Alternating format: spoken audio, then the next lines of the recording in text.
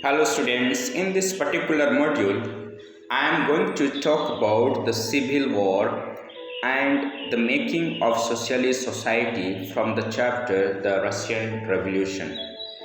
So let us move to the first subtopic, that is the Civil War. When Bolsheviks ordered land distributions, the Russian army began to break up. You know, Bolsheviks took over from the provisional government and redistributed the land those were accumulated by the landowners and the capitalists. The Russian army began to break up when Russian army did not agree with. Non-Bolshevik socialists, liberals and supporters of autocracy condemned the Bolshevik uprising. Even the non-Bolshevik socialists, there are other socialists, those who did not agree with the Bolsheviks movement, and the liberals and the supporter of autocracy, those who supported Tsarist rule, they condemned, criticized the Bolsheviks uprising. Their leaders moved to South Russia and organized troops. They made their troops, the army, to fight the Bolsheviks, the Reds. Bolsheviks were known as Reds. Bolsheviks army was called Reds. During 1918 and 1919, the Greens, the Socialist Revolutionaries, the army of Socialist Revolutionaries were called the Greens, and the Whites, the pro-Tsarist, the army of the supporters of Tsarist rule, Tsarist government, were called Whites. These both controlled most of the Russian Empire altogether, the Greens and the Whites. All these troops, the Greens and the Whites versus the Bolsheviks, the Reds, fought a civil war, the civil war within the country. The citizens and the groups, they fought, looting and banditry, looting and all this robbery, and famine became common during this war. By January 1920, the Bolsheviks controlled most of the former Russian Empire. They succeeded due to cooperation with non-Russian nationalists and Muslim jihadists.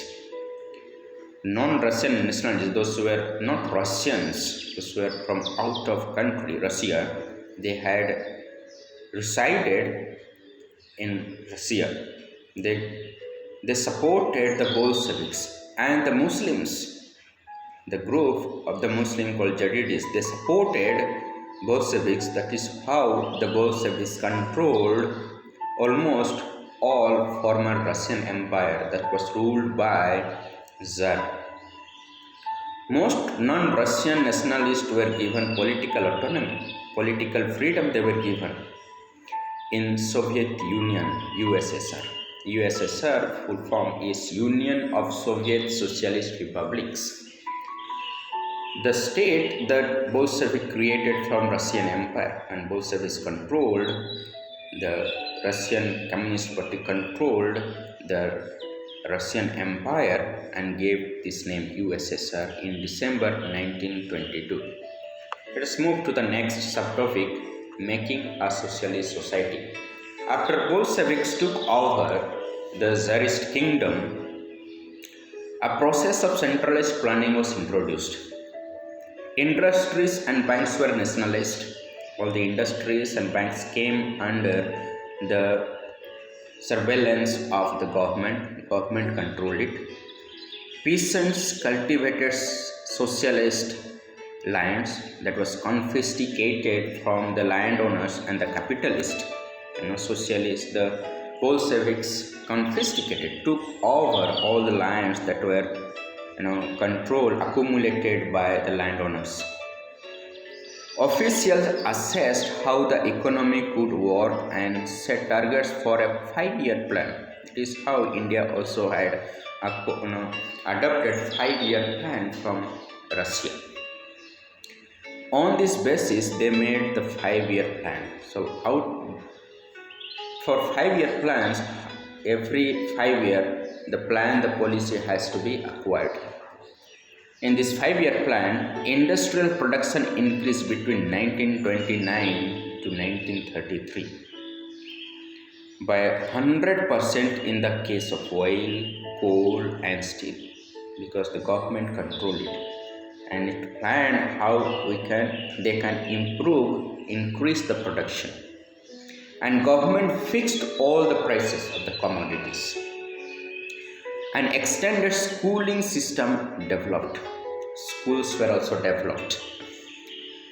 Arrangements were made for factory workers and peasants to enter universities. Even the workers and the peasant could study. They could go to universities.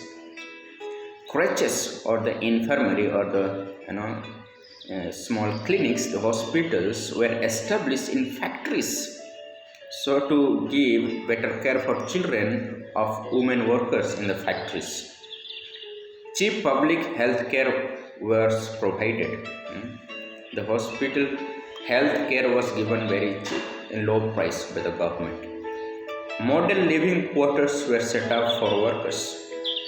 Living quarters, the buildings were set up for the staying of the workers in one place.